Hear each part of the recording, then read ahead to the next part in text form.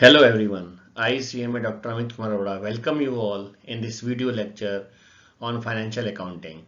Today we are going to discuss about depreciation and the straight line method of charging depreciation. First of all, what is depreciation? Depreciation is a decrease in value of assets due to the any reason. That reason can be due to the use of the assets, due to the obsolescence, out of date, out of fashion, due to the passage of time, or due to the accident. Now second question is why we need to charge depreciation. Why should we provide depreciation in accounts? First is to create replacement fund. As we know, the machine assets are having a limited useful life. So after a particular time we have to replace the machine. For example, जो हमने machine खरीदी है उसकी life 10 साल है, तो 10 करोड़ रुपए की मशीन है और उसकी लाइफ 10 साल है, तो after 10 years we need 10 crore rupees for the replacement और मोर देन दैट. तो अचानक अगर हमें 10 करोड़ रुपए चाहिए होंगे तो it will be very difficult. So what we do, we charge depreciation every year, and after 10 years we will be having sufficient amount of funds so that we can easily replace the machine. To avoid overpayment of tax, जैसा कि हमें पता ही है depreciation charge किया जाता है as an expense, तो ये हमारे प्रॉफिट को रिड्यूस करता है, और जब प्रॉफिट हमारा नेट प्रॉफिट रिड्यूस होगा तो जो टैक्स चार्ज होता है वो नेट प्रॉफिट पे है वो भी कम चार्ज होगा. अदरवाइज अगर हम डेप्रिसिएशन चार्ज नहीं करेंगे तो अमाउंट ऑफ टैक्स भी ज्यादा पे करना पड़ेगा. To ascertain accurate cost of production, किसी भी चीज को बनाने के लिए कितना खर्चा आ रहा है, कॉस्ट ऑफ प्रोडक्शन, उसमें कितने जो भी खर्चे हैं वो सारे हमें इंक्लूड करने होते हैं. तो depreciation is also an expense. So अगर हम इसको इंक्लूड नहीं करेंगे तो हम करेक्ट कॉस्ट ऑफ प्रोडक्शन का पता नहीं कर पाएंगे. Next is to show assets at fair and true value in the balance sheet. जब हम बैलेंस शीट बनाते हैं तो हमें अपनी एसेट्स को ट्रू वैल्यू पे दिखाना होता है, और इसके लिए we have to charge the depreciation to determine correct amount of profit और लॉस. अगर हम डेप्रिसिएशन चार्ज नहीं करेंगे तो हमारा प्रॉफिट जो है वो ज्यादा शो होगा, तो इसके लिए भी हमें we have to charge the depreciation in the books of account. So there are so many methods of charging depreciation, जिसमें से सबसे पहले हम स्ट्रेट लाइन मेथड पढ़ेंगे. स्ट्रेट लाइन मेथड को हम ओरिजिनल कॉस्ट मेथड और फिक्स इंस्टॉलमेंट मेथड भी बोलते हैं. जैसे कि नाम है फिक्स या straight line, that means the amount of depreciation will remain same every year. There will be no change in the amount of depreciation, but at the time of purchase and at the time of sale. अगर पूरे 12 months नहीं है, suppose हमने जुलाई में purchase किया and year दिसंबर में close करना है, in that case first year में हमें 6 मंथ का डेप्रिसिएशन चार्ज करना पड़ेगा और बाकी ईयर्स में फुल डेप्रिसिएशन चार्ज करेंगे. और उसके बाद at the time of sale हमें और कंसीडर करना है क्या बीच में मशीन सेल नहीं करी, क्योंकि अगर पूरे 12 मंथ्स नहीं है तो हमें प्रोपोर्शनेट डेप्रिसिएशन चार्ज करना पड़ेगा. तो in the beginning, at the time of purchase और at the time of sale हमें देखना है डेप्रिसिएशन अमाउंट चेंज हो सकता है, अदरवाइज डेप्रिसिएशन सेम रहेगा स्ट्रेट लाइन मेथड के अंदर. इस क्वेश्चन को आज हम सोल्व करते हैं. A Maruti van was purchased on 1st January 3 for ₹60,000 and 5,000 spent on its repair and registration. तो जो भी खर्चा होता है till it first time working वो असेट्स की कॉस्ट में जोड़ा जाता है, कैपिटल कॉस्ट कहलाती है वो. तो हमारी मशीन की कॉस्ट हो जाएगी 60 + 5 65,000. देन हमने जनवरी 2004 को नई मशीन खरीदी है 70,000 रुपए की, और जनवरी 2005 में पहली मशीन हमने बेच दी है 45,000 रुपीज की, और सेम डेट पे नई मशीन खरीदी है 1,70,000 रुपए की. Now we have to prepare machine account from 3 to 5 by straight line method. Question में दिया होगा स्ट्रेट लाइन से करना है या WDV से, तो बहुत समझ के करना पड़ेगा. And the rate of depreciation is 10%, और year books are close on 31 December. या तो कैलेंडर ईयर होगा या फाइनेंशियल ईयर 31 मार्च को क्लोजिंग होगा. यहां हमें कैलेंडर ईयर है 31 दिसंबर वाला. तो स्टार्ट करते हैं. 1st January 2003 we have purchase machine to bank account, क्योंकि जब मशीन खरीदेंगे तो एंट्री करेंगे machine account debit to bank, तो मशीन अकाउंट के डेबिट साइड में टू बैंक लिख दिया हमने 65,000 rupees. Now on 1 January 2004 we have purchase another machine. Year close होगा हमारा 31 दिसंबर को, कैलेंडर ईयर दिया है इन्होंने 2003 को, तो we are going to charge by depreciation account. 10% इसका आएगा, क्योंकि यहां तो पूरा साल हमारे को मिल रहा है 1 जनवरी से दिसंबर तक, तो पूरा 10% लगाया। Then by balance CD, balance CD will be 65 में से 6,500 रुपीज हम रिड्यूस कर देंगे,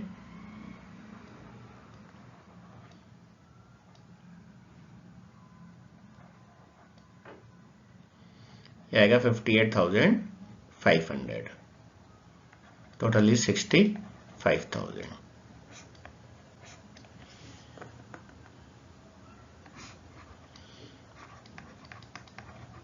जो ये सीडी होते हैं वो नेक्स्ट डे को यहां पर हम बीडी करते हैं। 1 जनवरी 2004 यहां लिखेंगे हम to balance BD 58,500। On 1 January 2004 we have purchase another machine, तो ये यहां परचेज करेंगे टू बैंक अकाउंट, और ये होगा हमारा मशीन नंबर 2। 70,000 रुपए की हमने एक और नई मशीन खरीदी है। 31 दिसंबर 2004 को हम डेप्रिसिएशन चार्ज करेंगे, डेप्रिसिएशन M1 M2 दोनों मशीन पे। तो पहली मशीन पे 6500 डेप्रिसिएशन चल रहा है हमारा, और दूसरी मशीन पे 7,000 लगेगा पूरे साल का। Amount will be 13,500। Now balance बचाएंगे हम, balance CD for M1 and M2। तो पहली मशीन में से पहली मशीन का डेप्रिसिएशन आप घटा दीजिए, तो ये आएगा 52,000, और सेकंड मशीन में से सेकंड मशीन का घटा दीजिए, तो ये आएगा 63,000। तो ये आ गया हमारा 1,15,000 रुपीज। टोटल करेंगे इसको,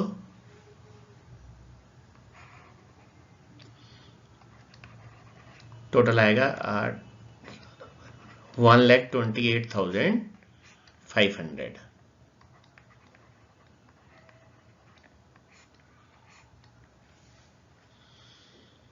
अब जनवरी 2005 को to balance BD M1 and M2 52,000 and 63,000।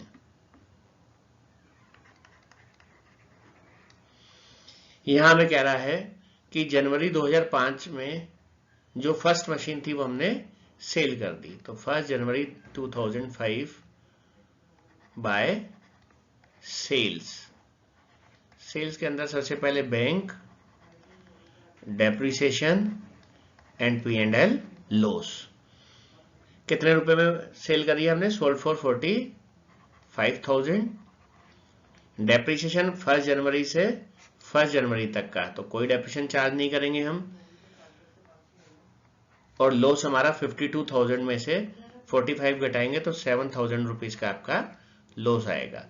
तो पहली machine 52,000। On the same date we have purchase a new machine, that is to bank account machine number 3। ये हमने खरीदे कितने रुपए की? 1,70,000 रुपए की। तो पहली मशीन तो हमने सेल कर दिया, अब हमारे पास सेकंड और थर्ड मशीन है। तो 31 दिसंबर 2005 को आप देखेंगे 31 दिसंबर 2003, 4, 5 बीच में सेल डेट एक्स्ट्रा आएगी हमारी, हम लगाएंगे bye depreciation M2 and M3। तो M2 पे सेकंड मशीन पे कितना डेप्रिसिएशन लगेगा हमारा? 7,000 रुपीज का। 70,000 रुपए की थी ओरिजिनल कॉस्ट पे लगेगा हर बार। And then for the second machine 1,70,000, इसका 10% कितना लगेगा हमारा 17,000 रुपए। ठीक है, 17 और 7 24,000 रुपए का डेप्रिसिएशन आएगा हमारा। And by balance CD M2 and M3, क्योंकि फर्स्ट मशीन हमने सेल कर दी है। तो सेकंड मशीन 63 की थी, इसमें से जब आप 7,000 रुपीज घटाएंगे तो कितना आएगा 56,000 रुपीज। सेकंड मशीन 170 की थी, 17,000 रुपए घटा दीजिए इसमें से, ये आएगा 1,53,000।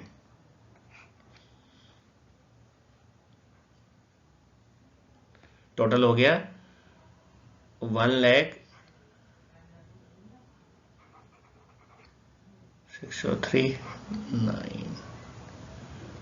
2,09,000। ओके, टोटल कर लेंगे 2,85,000 रुपीज। यहां का टोटल भी देख लेते हैं, 2,85,000 रुपीज। और ये बैलेंसेस जो है वो CDM और नेक्स्ट डे को बैलेंस BD हो जाएंगे। ठीक है, तो I believe now you can solve the questions of depreciation by straight line method. Thank you very much. In the next video we will discuss how to solve the question with WDV method, written down value method. Thank you very much.